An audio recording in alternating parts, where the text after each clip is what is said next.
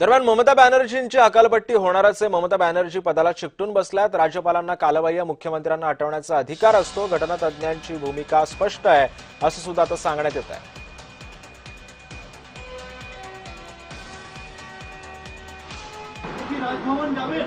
কেন কিসের জন্য আমরা তো হারিয়ে নিয়ে যাব? হারলে আমি যদি শপথ দিতে যেতাম তাহলে আমি রেজিগনেশনটা করতাম।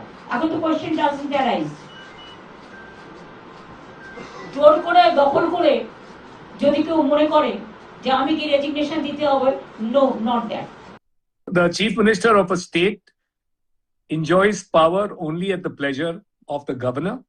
If the chief minister wrongly clings on to office, it is the duty of the governor to dismiss her.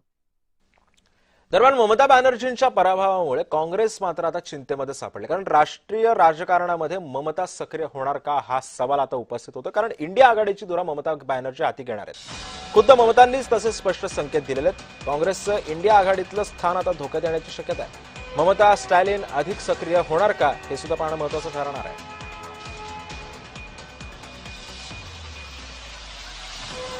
एकंदरीतच इंडिया आघाडीची धुरा ममता बॅनर्जी आधी घेणार का? स्टॅलिन आणि ममता बॅनर्जींच्या आता भूमिकेकडे सतत सर्वांचंच लक्ष लागलंय. काँग्रेसची डोकेदुखी वाढण्याची सुद्धा शक्यता वर्तवण्यात येते.